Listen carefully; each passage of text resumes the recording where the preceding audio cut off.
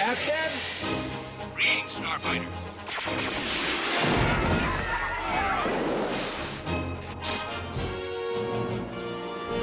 It was just like the ultimate movie experience. We just blast you out of your seat. It got really good reviews. One of the big reviewers called it one of the best B movies ever made.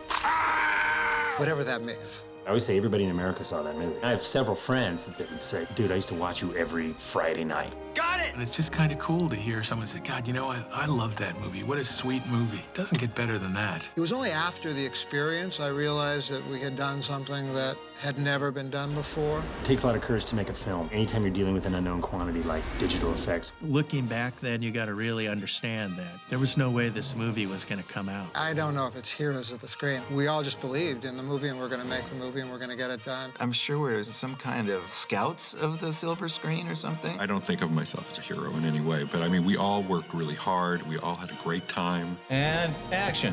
They are heroes. They really, really are. They set a standard that had never been set before. And it's incredible that they got to do this in such a small, sweet film. I'm so proud to be a part of it. You have been recruited by the Starleague. I wrote it as a spec and gave it to my agent, who got it to Lorimar. I was driving a cab at the time, and I got a call late one night from a story editor, and he said, Jonathan, I just read your script for The Last Starfighter, and damn, I wish I wrote it.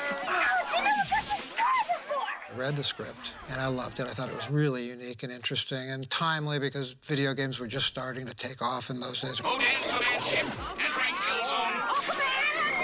And then Gary found Nick's movie Tag, and we had Nick in, and everyone decided that Nick is the guy. Jonathan came up with a fantastic idea. I mean, it's every kid's fantasy that what you're really playing there is really actually happening. You may have thought it was a game, but it was also a test. Aha! We worked on the script for about 6 months, got it into shape, focused it. What I brought to it was the romantic themes between the boy and the girl. Come on, Alex. I wanted to get back to you.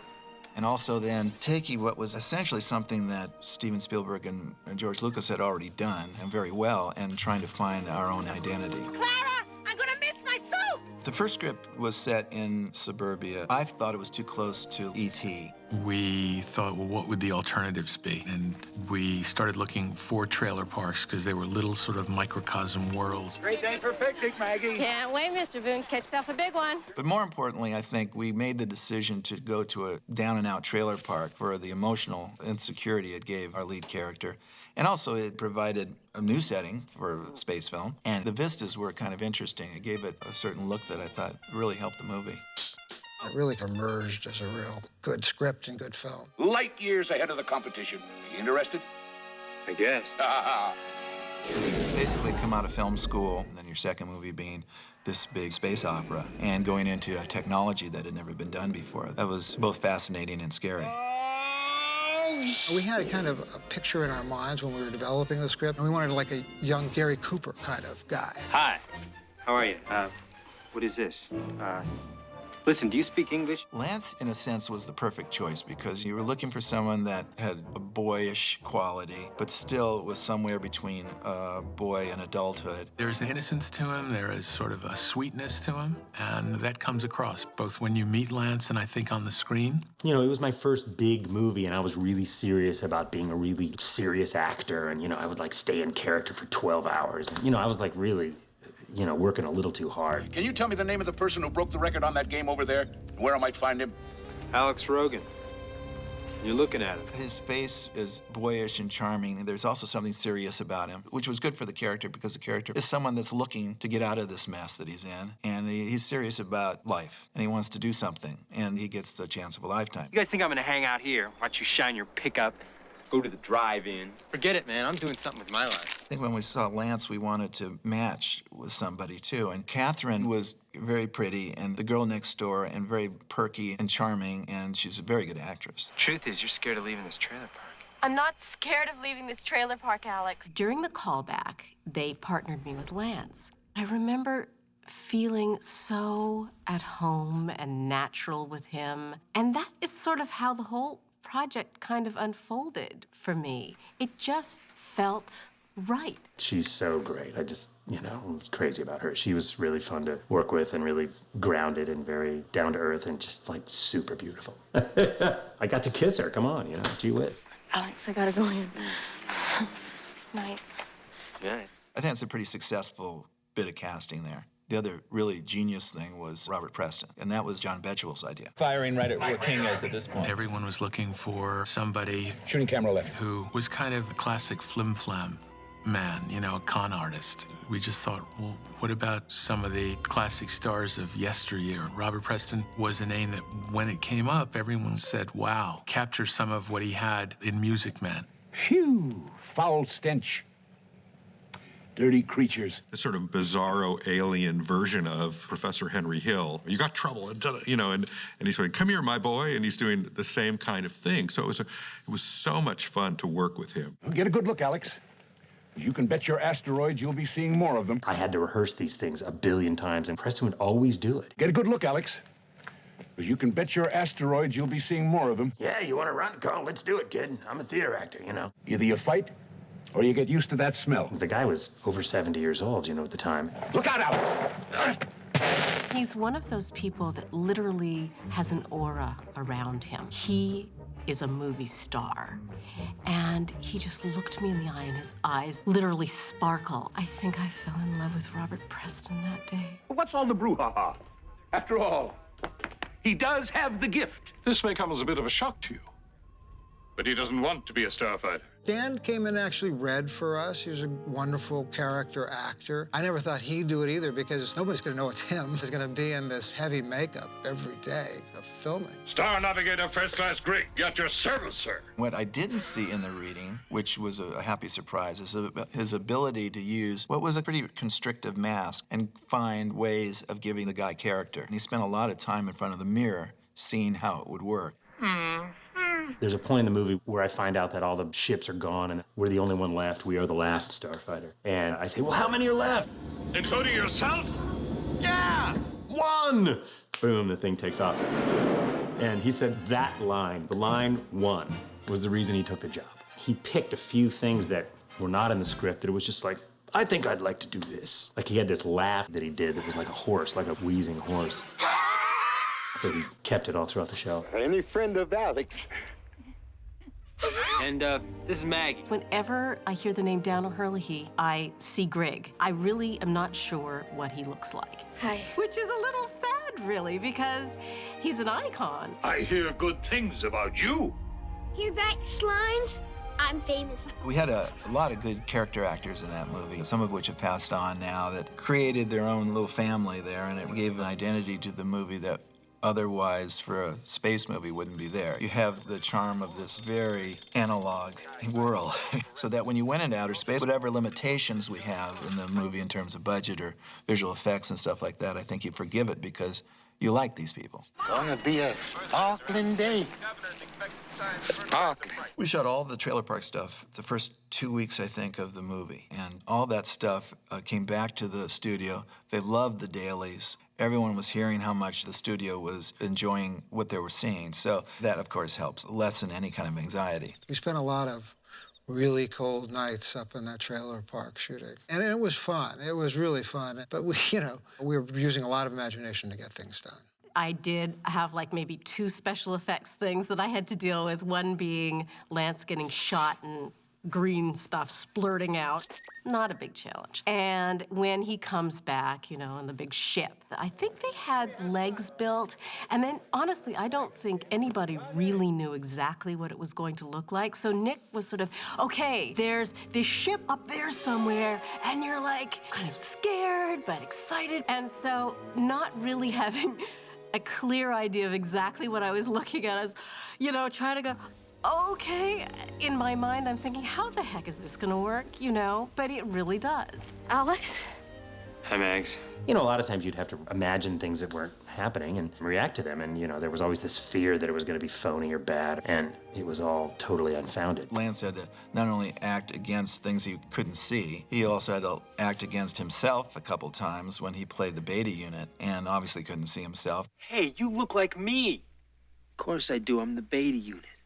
Huh? We had done a screening of the movie when we had finished a cut, and we noticed how well the beta unit material was playing. And we decided to go back and do 2 or 3 more scenes and intersperse them in the movie. Well, maybe we can make it up to each other tonight at Silver Lake. When we did that, of course, we had to get Lance back. And on the night that we wound up doing the exterior one, the one that was in some kind of cold weather, I remember us being over at Griffith Park, he had a horrible cold. He did a great job, but he looked bad. Alex, are you okay? But what was good about that, he was the beta unit at that time, so he could say, well, maybe he didn't have enough oil or something in his system. Yeah, sure. Why? Well, I don't know. You're just acting spaced out. You're not yourself. Some of the scenes I have this wig on because I'd actually come here to Chicago to do a movie set in the 1950s, and so they just cut all my hair off. So they gave me this wig. Alex, what the hell's going on? Louis, you're having a terrible nightmare. Go back to sleep. Kind of works with the beta unit, because the beta unit can have a wig, because he's a robot, so that's why beta unit has sort of goofy hair and that. I mean, not that Alex didn't. It was the 80s, Good luck, Alex. You too, Alex. The Death Blossom moment where it just goes nuts. They literally did turn me around. I was in a cage that was on a couple of gyros or something, and it literally did what the thing did. Instead of doing it with the camera, they did it with me. He was sitting in this little cage, being spun around like this. So it's like, okay, you're like a roulette wheel or something. I had no background in visual effects, but in a sense, that wasn't too bad because no one knew about that. No director was going to walk into that and know how to do digital photoreal effects. And for that, I leaned a lot on our collaborator, production designer, Ron Cobb, who did both the design on the picture with Jim Bissell and then worked all through post-production on the visual effects. Ron was scribbling for months before the production. I didn't know Ron before or know who he was in the arenas of sci-fi, but I certainly came to be just blown away by what he could do. What we got to do is we got to balance it and turn it. Ron Cobb was already on the picture before I came on. Gary had already talked to Digital Productions about how to do this movie in this new fashion, and Ron was already working with them to try to implement this idea of doing the photoreal digital 3-dimensional models. It was like sitting down with Arthur C. Clarke. Ron has got that kind of scary brilliance. He's thinking about things that may occur to us in about 15 years. He could explain to you how ships would actually work in real life if they were made with steel instead of wire frames. He's just one of these great, unbelievable characters who has this unbelievable imagination. So we turn to you, Starfighters. Only you few were found to possess the gift. These were all pretty young guys. These were guys in their early 30s. There was a lot of money on this, and they were taking a chance with a technology that was not proven, really. I never thought to myself, I'm doing something that's never been done before. My only thought was, how do I get this movie made? I couldn't afford models, and I had to find a way to do it. I was either really stupid or really smart. I'm not sure which, because photorealistic computer graphics had never been done before. And it was the question mark, could you do it? So it's pretty interesting to start a project not knowing if it's going to be any good. It was a leap of faith for Gary, especially. Remember, Death Blossom delivers only one massive volley at close range. Theoretically. What do you mean, theoretically? After all, DP has never been tested. It might overload the systems. Back then, the guys over at Digital Productions were just breaking the ice on stuff that, laying a foundation that I don't think they got proper credit for. Special effects that could be done better now on a laptop. We did with a Cray computer in a warehouse in Culver City somewhere. They actually brought all these MIT guys in to do it, and we had our Cray computer, the supercomputer of the world, which has only been used before in defense industries types of stuff. Activate automatic repulsor guns.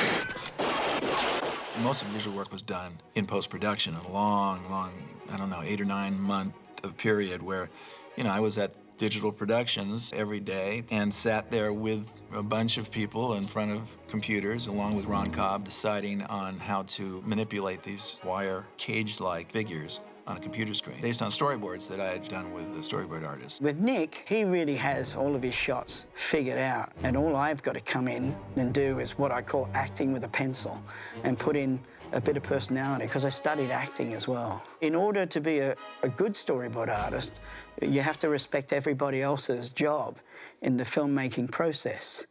And that way, you can draw for camera. Back in those days, I was a doctor of movies that were in trouble. On the last Starfighter, I got a phone call to come in and just see what was wrong. They were having trouble meeting a deadline for a trailer or something. Come on, Alex, they're here! Alex Rogan had a dream. You really are leaving here, aren't you? Oddly enough, though, I had a fiduciary responsibility to Lorimar, and so I had to go back and make a report to them that it doesn't look like these people are going to be able to actually deliver your show. We've spent $10 million on principal photography. We've probably spent $1.5 million of the $2 million or so on special effects. And Jeff walks into my office and says, it can't be done. We're never going to get there. We can't create special effects that people are going to buy with their eye. And my career was on the line. I had sold Universal and Lorimar that it could be done, something that had never been done before, and I just said to him, go do it. Don't come back in my office and ever say those words again. We're just going to have to find a way to do it. Victory or death! Victory or death!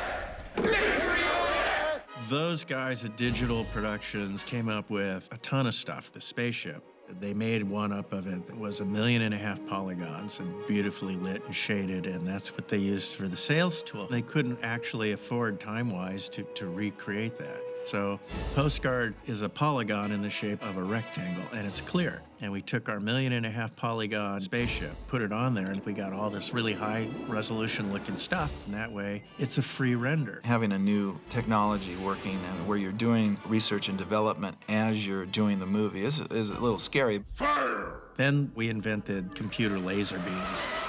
And I showed them what milk glass is and how the glows work behind that, and I explained to them how you make a laser on a downshooter camera. And, you know, walk away, and the next day they came up with these lasers. And I go, okay, great, well, now we've got lasers. Interstellar! Every time they invented something, Nick and I would go through the entire show and go, okay, this shot isn't done yet, so now we can use it in this show. So it became a task of management of invention. As we started to see how it was coming out, we were pleasantly surprised with much of what we got. As far as, for the first time, looking at something real in space that wasn't a real model. The main ship, I thought, looked stunning. Gunstars. I gotta be dreaming. First, we did test audience so we could cut the film. And at the time, we didn't have the special effects done. And we kind of used early, kind of almost cartoony visuals for the special effects. It was just the early stages, so there was no detail built on them. And our first audience laughed at the special effects. It was like, oh my God. It'll be a slaughter! That's the spirit! No, my slaughter! Each frame took, I don't know how many hours to render, you know, or how long it took to render. And it was a battle at that point. I've always wanted to fight a desperate battle against incredible odds. I just saw all the flaws. I thought, oh God, this doesn't look real at all when I first went in, because I just worked on it for so long, and I was, you know, that first audience was a really scary experience, but, you know, audience reaction on this film was always amazing. And so, from the first time we screened it, we knew we had a good movie on our hands. Yahoo!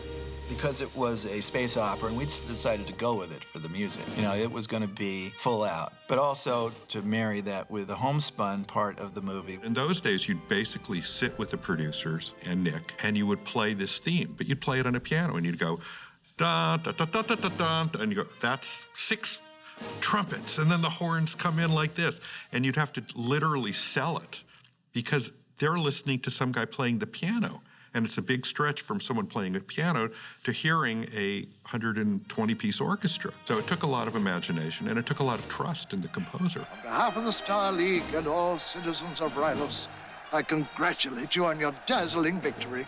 For your second movie, you have a 100-piece orchestra, and Craig Saffin up there. It was just tremendous. It was so much fun. You got a good thing going here. Keep smiling. Don't blow it. The theme I tried to write for Robert Preston, I used what's called an iwi, which is an electric woodwind instrument. Centauri's the name. I invented Starfighter, which is why I'm here. It is? The clarinet player would play it, but it was all channeled through synthesizers. So that little theme, I tried to make it sound like a snake charmer. Better get a doctor. No native cures or witch doctors. But with the contemporary sort of sci-fi edge of it being all processed and synthesized, but still have that snake oil salesman vibe. Brita. Britana. The movie has a sort of modest tone to it. It's not like, this is a movie. And you're driving to Rylos. The score, I think, had that largeness to it, and it lets you know that, that's what you were going to be seeing. You're going to be seeing something that talks about saving the universe. It's a big thing. My favorite piece of music in the show is the music where he comes down in the spaceship and he meets and greets everyone. Alex! Wait, Alex! And then at the last minute, she runs to him and then they go up in outer space. I love that moment of the film, and they really pulled it off, and you really cared about them, and it always gives me chills.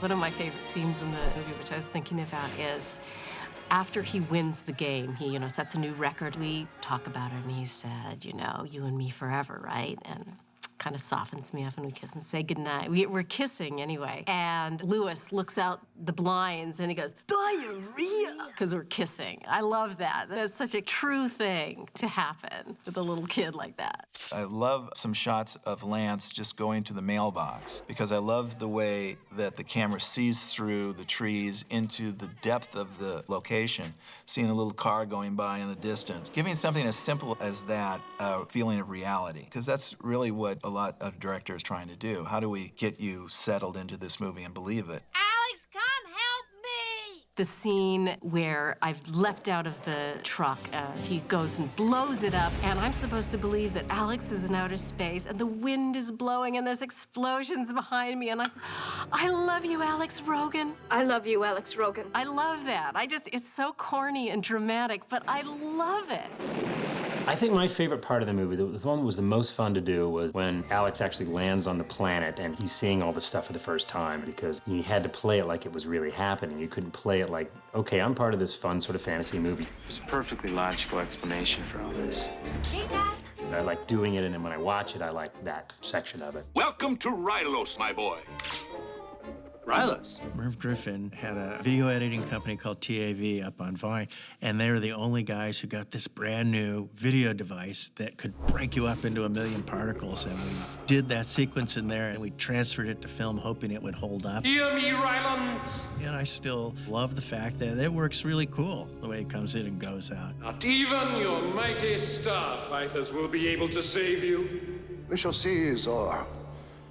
We shall see. I like the scene where the boy gives up and he says, you know what, I'm just some kid from a trailer park. And then Robert Preston's character, Centauri, says, If that's what you think, then that's all you'll ever be. one of the underlying themes of the picture is believing in yourself, having a dream, and going the distance for that dream. I certainly believe it, because one night I was driving a cab, and the next month I was in Hollywood. Grig, What is it, Alex? maybe there is a Starfighter left. The reaction to The Last Starfighter historically has been better than any movie or television show I ever made. Last Starfighter's on top of everyone's list. And this movie really still does hold up today. I mean, the story's a wonderful story. It's sweet, it's a fantasy, it's a love story, it's a space story. It's all that stuff that kids relate to. This baby really packs a punch. I remember Gene Siskel from Siskel and Ebert gave it his nod as his guilty pleasure. And he said he loved that picture. And I remember that because I think it is something that, you can just watch over and over again. There's a lot of fun stuff in it. It's so well-intentioned and has such a big heart. I was at a rock and roll club the other day, and this big bouncer dude just looks at me and goes, "You in The Last Starfighter," He's covered in tattoos, and he's bald head, and everything. And all of a sudden, the guy's like 14 years old.